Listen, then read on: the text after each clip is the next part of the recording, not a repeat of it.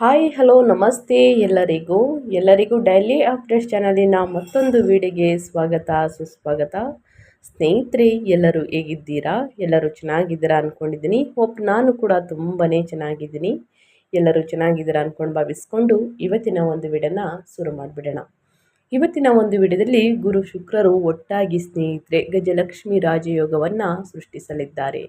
ಗಜಲಕ್ಷ್ಮಿ ರಾಜಯೋಗದಿಂದ ಈ 3 ರಾಶಿಯವರು ಏನೆಲ್ಲ ಅದೃಷ್ಟದ ಫಲಗಳನ್ನು ಗಳಿಸಲಿದ್ದೀರಿ, ಯಾವುದರ ಬಗ್ಗೆ ಈ 3 ರಾಶಿಯವರು ಎಚ್ಚರಿಕೆ ವಹಿಸಬೇಕು ಅನ್ನೋದನ್ನ ಕಂಪ್ಲೀಟಾಗಿ ಇದೇ ವಿಡಿಯೋದಲ್ಲಿ ತಿಳಿಸ್ಕೊಡ್ತಾ ಹೋಗ್ತೀನಿ.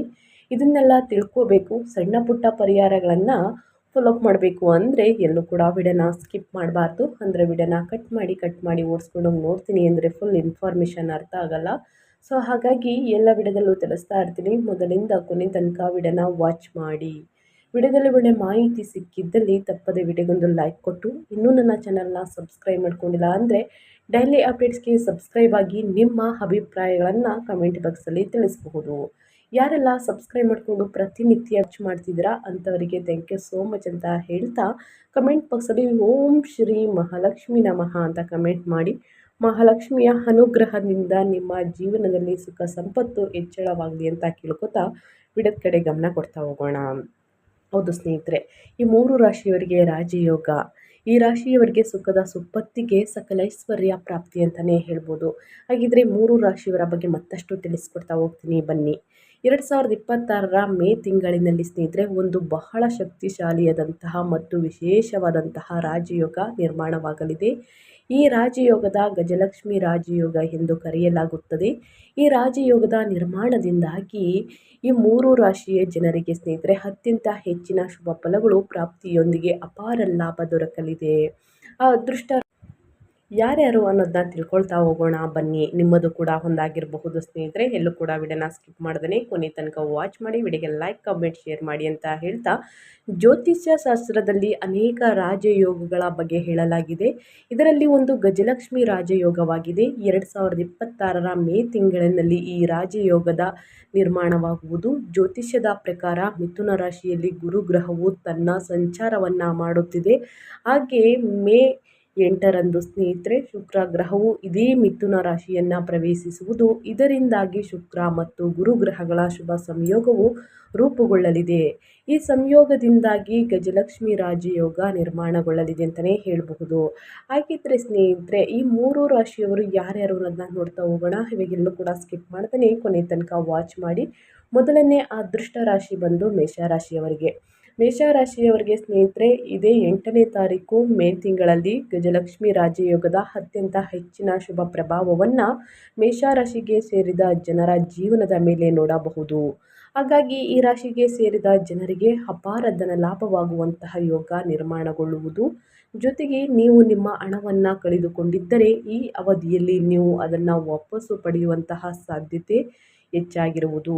ಹಾಗೆ ಮನೆಯಲ್ಲಿ ಯಾವುದಾದರೂ ಶುಭ ಕಾರ್ಯ ನಡೆಯುವ ಸಾಧ್ಯತೆ ಹೆಚ್ಚಾಗಿರಲಿದೆ.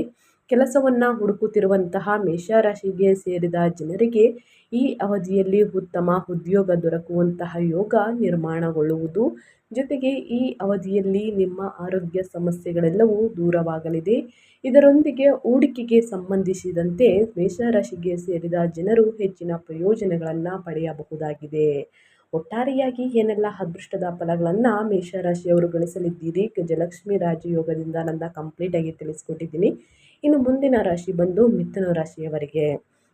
ಮಿಥುನ ರಾಶಿಗೆ ಸೇರಿದ ಜನರು ಗಜಲಕ್ಷ್ಮಿ ರಾಜಯೋಗದ ನಿರ್ಮಾಣದ ಸಮಯದಲ್ಲಿ ಹೂಡಿಕೆಯನ್ನು ಮಾಡುವುದರಿಂದ ಅತ್ಯಂತ ಹೆಚ್ಚಿನ ಲಾಭವನ್ನು ಗಳಿಸುವ ಯೋಗ ದೊರಕುವುದು. ಈ ಸಂದರ್ಭದಲ್ಲಿ ನಿಮಗೆ ಪಿತ್ರಾರ್ಜಿತ ಧನ ಸಂಪತ್ತಿಗೆ ಸಂಬಂಧಿಸಿದಂತೆ ಅಪಾರ ಲಾಭ ದೊರಕುವಂತಹ ಸಂಭವವಿದೆ. ಹಾಗೆ ಗಂಡನ ಮನೆಯವರಿಂದ ಯಾವುದಾದರೂ ದೊಡ್ಡ ಧನ ಸಂಪತ್ತು ದೊರಕುವಂತಹ ಸಂಭವ ಕೂಡ ಹೆಚ್ಚಾಗಿರುವುದು. ಈ ಅವಧಿಯಲ್ಲಿ ಮಿಥುನ ರಾಶಿಗೆ ಸೇರಿದ ಯುವಕರು ಸ್ಪರ್ಧಾತ್ಮಕ ಪರೀಕ್ಷೆಗೆ ತಯಾರಿಯನ್ನು ನಡೆಸುತ್ತಿದ್ದರೆ ಅದರಲ್ಲಿ ಯಶಸ್ಸು ದೊರಕುವಂತಹ ಸಾಧ್ಯತೆ ಹೆಚ್ಚಾಗಿರುವುದು ಸ್ನೇಹಿತರೆ.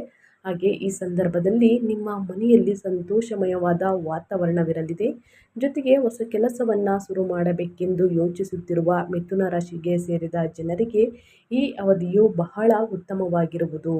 ಒಟ್ಟಾರೆಯಾಗಿ ಮಿಥುನ ರಾಶಿಯವರು ಗಜಲಕ್ಷ್ಮಿ ರಾಜಯೋಗದಿಂದ ಏನೆಲ್ಲ ಅದೃಷ್ಟದ ಫಲಗಳನ್ನು ಗಳಿಸಲಿದ್ದೀರಿ, ಯಾವುದರ ಬಗ್ಗೆ ಬಹಳಷ್ಟು ಎಚ್ಚರಿಕೆ ವಹಿಸಬೇಕು ಅನ್ನೋದನ್ನ ಕಂಪ್ಲೀಟಾಗಿ ತಿಳಿಸ್ಕೊಟ್ಟಿದ್ದೀನಿ.